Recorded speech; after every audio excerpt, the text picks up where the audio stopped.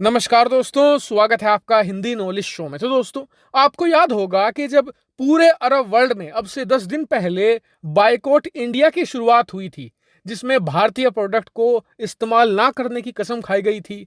जो भारत के प्रोडक्ट थे, सामान थे, इन्हें अपने सुपरमार्केट से अरब देशों ने हटाना शुरू कर दिया था, बिल्कुल बैन कर दिया था। तो क्या आप जानते हैं कि इस बायकॉट इंडिया की शुरुआत किसने करी थी? दरअसल अरब वर्ल्ड का ही एक देश है ओमान।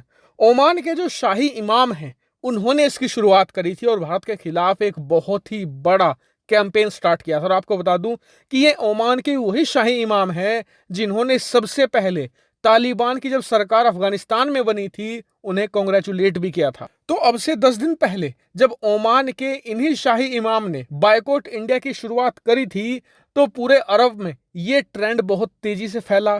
तमाम सुपरमार्केट से अरब देशों की भारतीय प्रोडक्ट को बैन किया जाने लगा। और आपको याद होगा कि अब से एक हफ्ता पहले मैंने इस पर वीडियो भी बनाया था और कहा था कि आप लोग निश्चिंत रहिए, जिसे बैन करना है करने दे, क्योंकि यही लोग होंगे और यही सुपरमार्केट होंगी जब भारतीय सामान को ये लोग हाथों हाथ लेना फिर शुरू कर देंगे।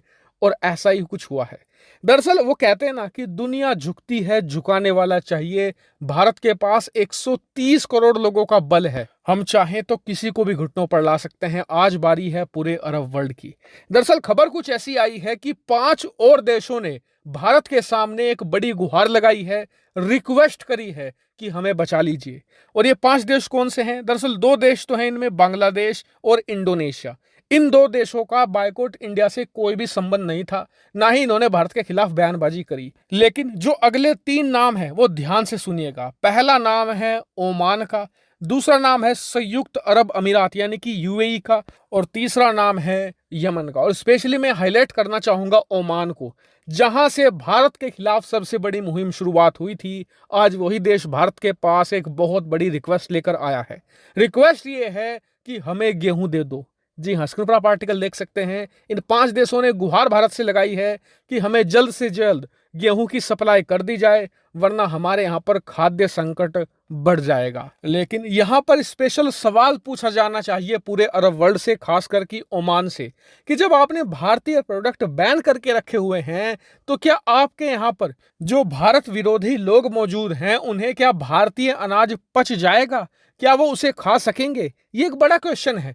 और हंसी की बात यह है कि एक हफ्ते पहले भारत को बैन करने वाला देश, बायकॉट करने वाला देश, अब भारत से ही रिक्वेस्ट कर रहा है कि हमारी मदद कर दो, हमारी फूड सिक्योरिटी इंश्योर कर दो, हमारे यहाँ पर खाद्यान्न संकट बढ़ सकता है।